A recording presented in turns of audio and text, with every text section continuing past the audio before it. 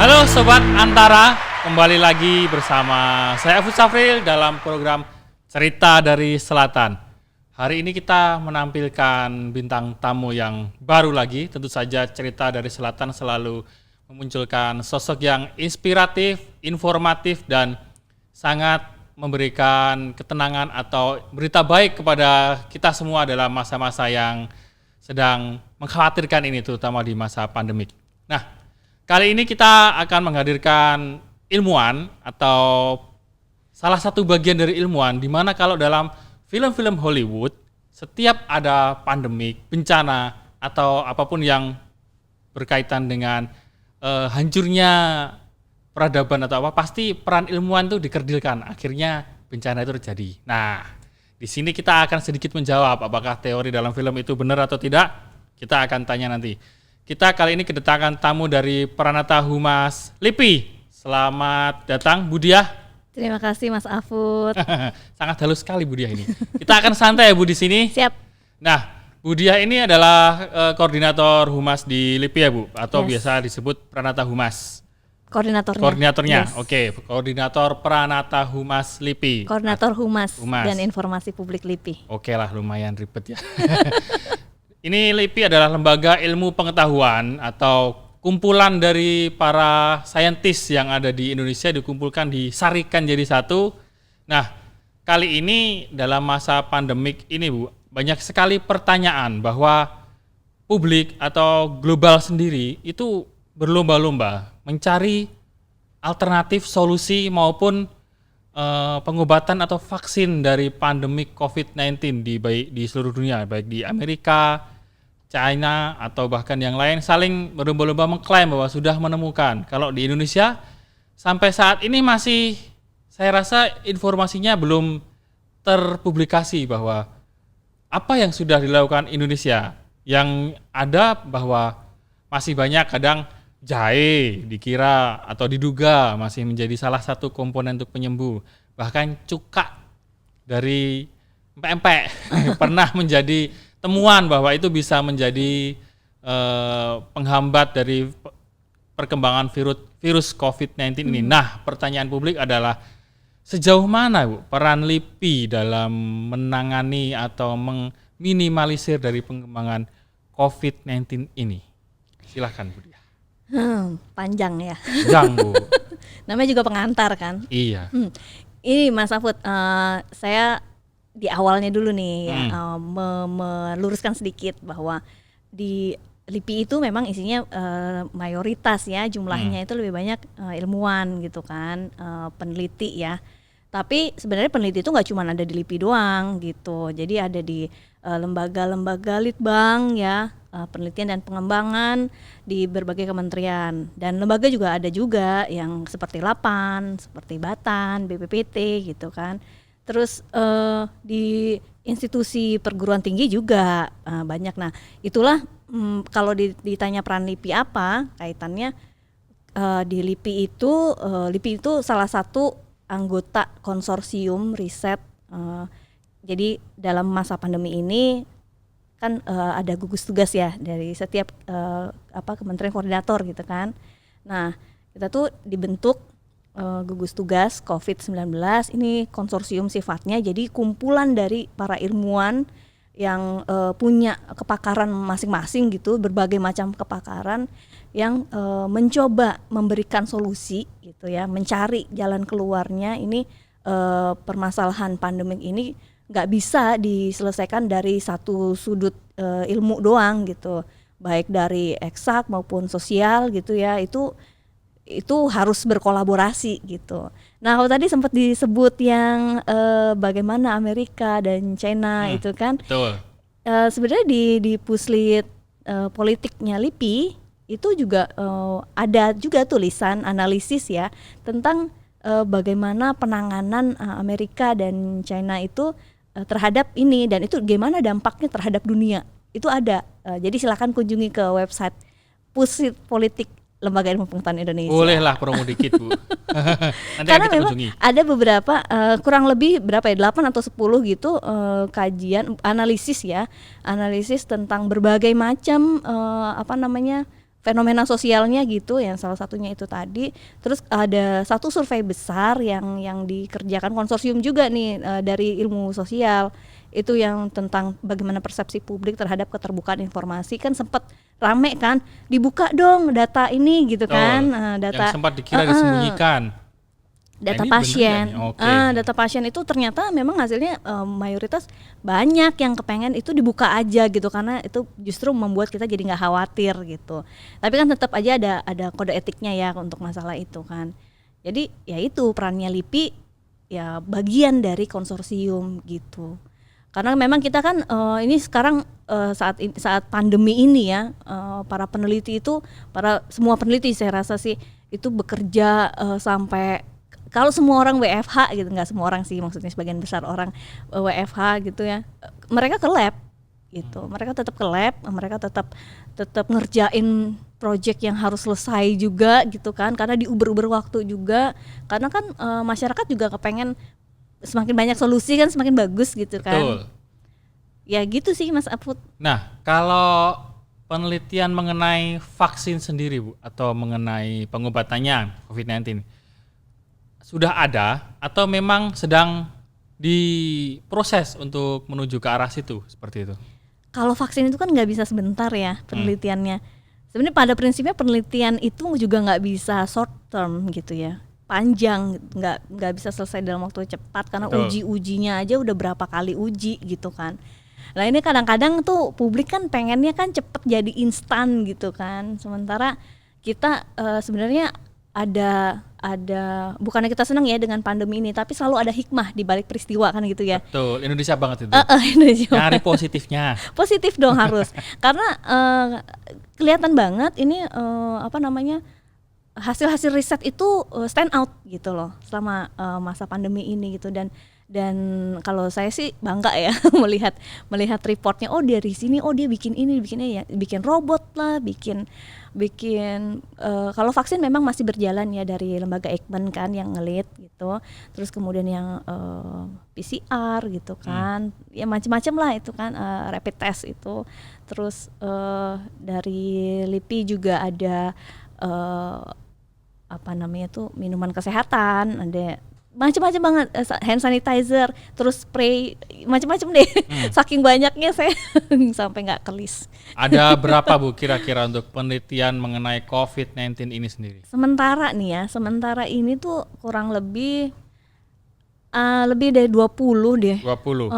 Itu termasuk yang sosial atau? Iya, termasuk sosial, dan sosial juga masih terus jalan nih, macam-macam ininya survei-surveinya gitu. Nah, yang ini makanya saya bilang sementara, karena memang nanti masih ada lagi, jadi masih ada yang udah jadi, yang udah siap launching gitu ya, itu udah ready. Tapi kalau bukan berhenti di situ aja maksud saya gitu. Jadi masih ada lagi nih beberapa penelitian yang lagi disiapin.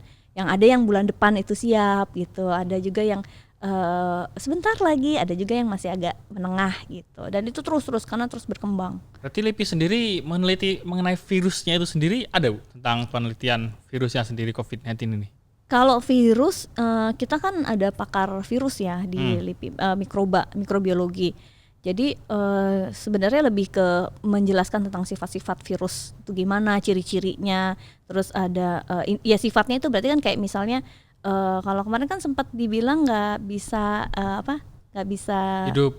hidup, nggak bisa menular melewati udara gitu ya.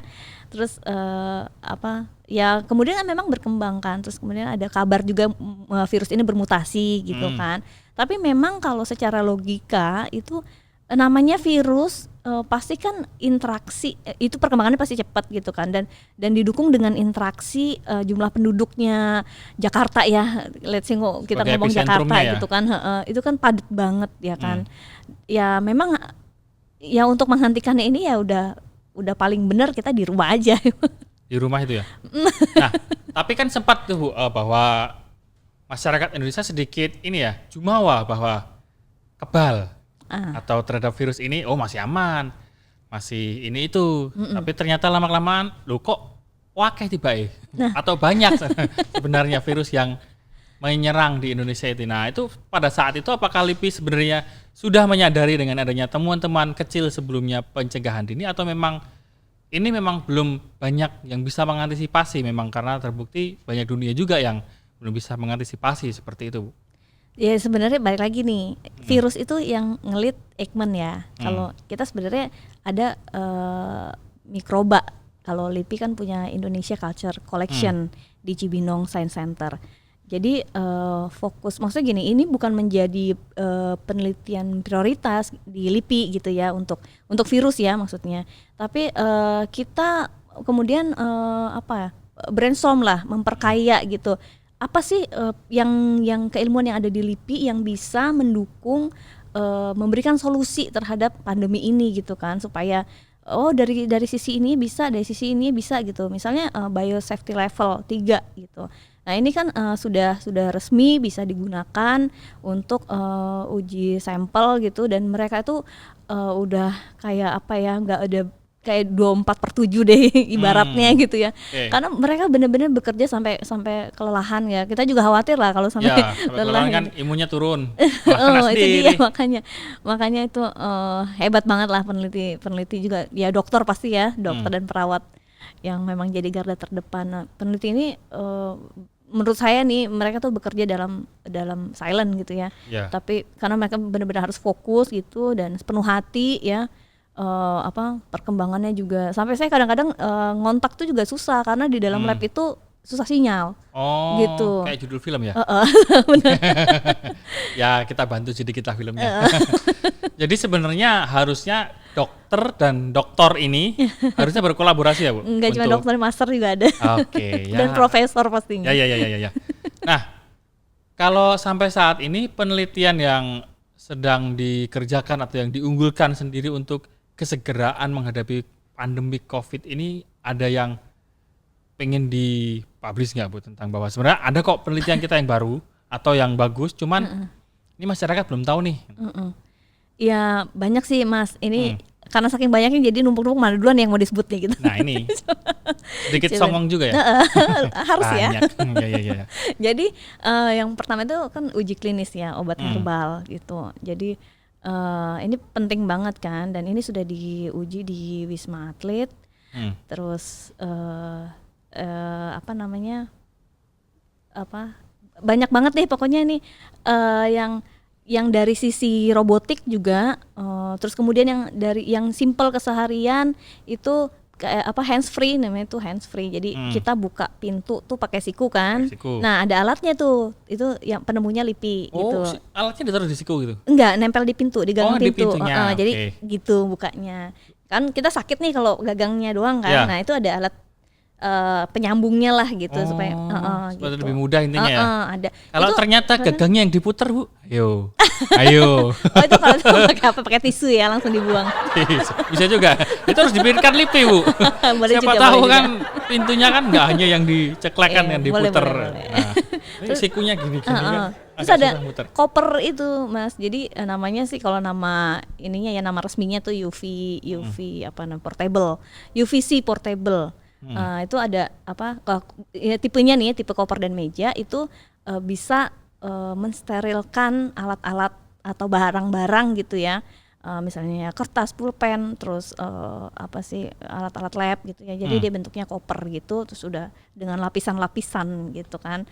Nah itu udah dipakai juga di biosafety level 3. Oke. Ini cukup menarik, Bu, bahwa kadang orang berpikirnya bahwa tentang vaksin ini obatnya mana. Yes. Kadang orang terlalu berpikir langsung menuju ke titik masalah, tapi kadang hal-hal kecil itu kadang belum terfikirkan bahwa ini harus ditanganin juga nih untuk meminimalisir setidaknya atau memutus mata rantai itu.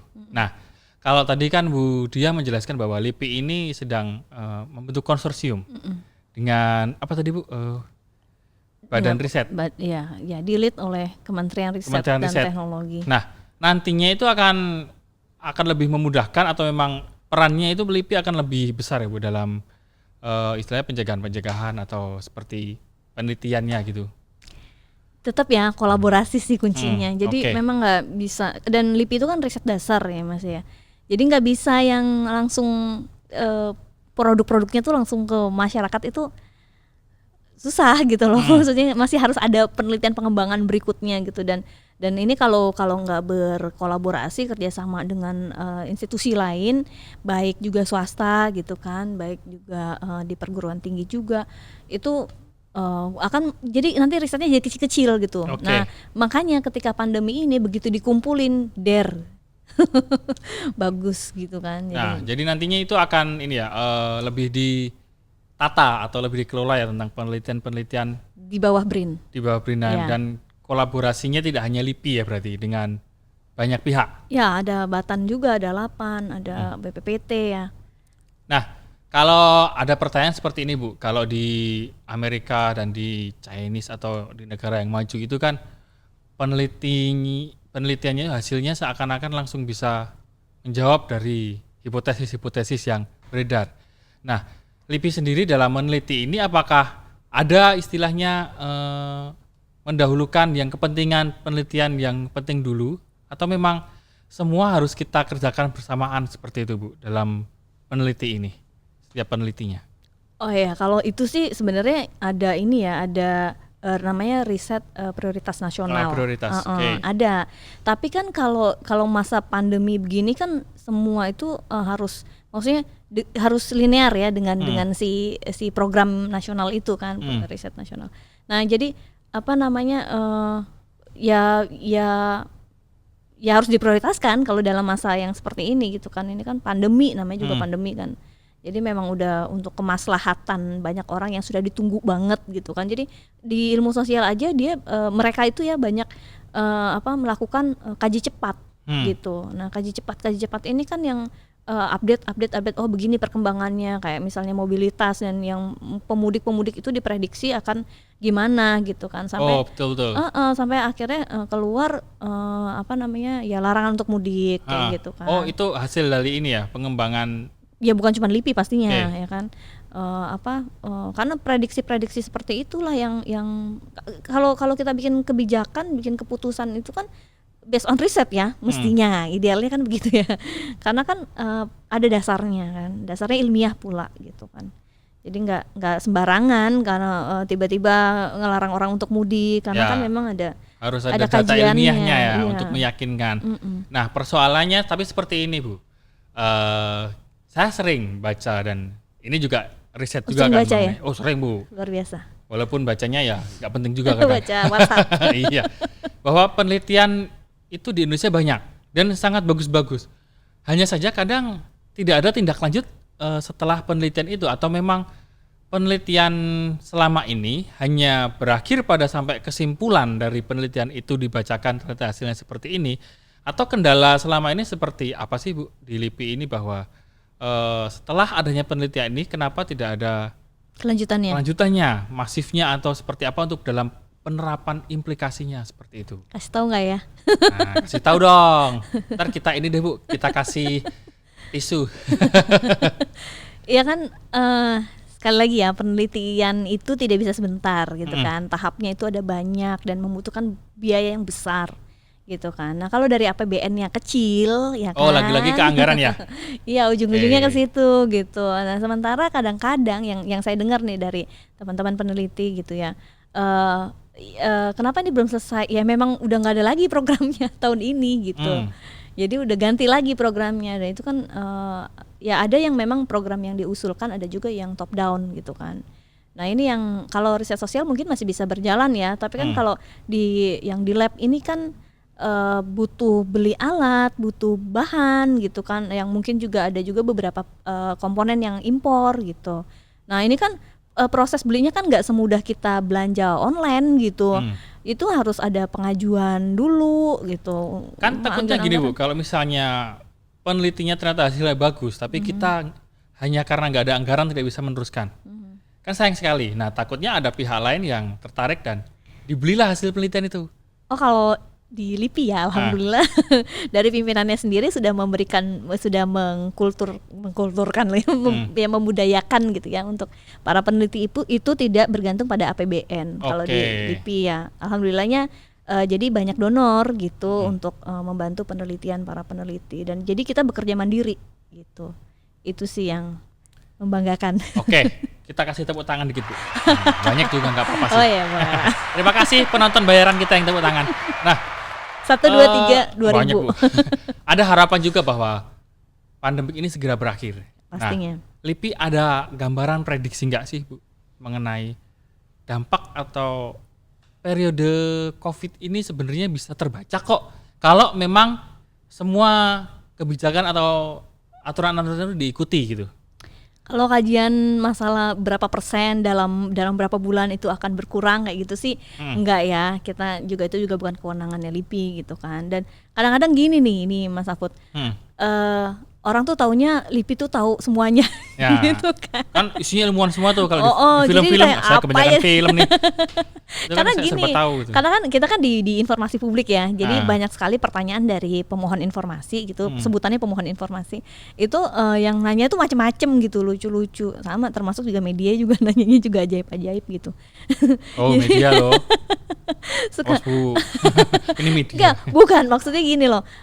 Ibu dia takut. Oh enggak dong, bukan maksudnya aku Iya, cuma iya. meluruskan bahwa di LIPI itu memang kita terlengkap ya, Iya. terlengkap tapi kedokteran kita nggak ada. Oke. Gitu. Kajian kedokteran kita nggak ada. Sama kalau masalah antariksa ya udah pasti ke-8 gitu. Delapan. Penerbangan antariksa udah pasti ke-8. Dan kalau di kami ya di antara para humasnya itu prinsipnya kita berusaha mempelajari satu sama lain, lembaga satu sama lain gitu. Core-nya di mana sih gitu, batasannya ada di mana.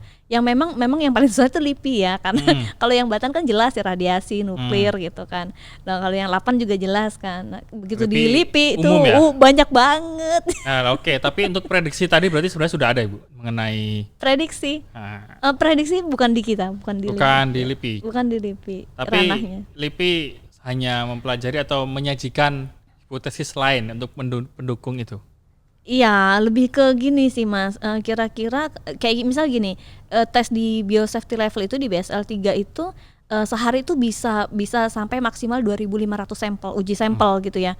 Nah, kalau misalnya masyarakat di sekitar di Jakarta aja misalnya, jumlah masyarakat Jakarta ada berapa sih? Berarti dibagi 2.500 itu bisa selesai dalam berapa? Oke. Kayak gitu, lebih ke situ Ada sih. rasio-rasionya lah ya. Iya, jadi nggak yang kemudian langsung sembuh segini, kapan sembuhnya, enggak.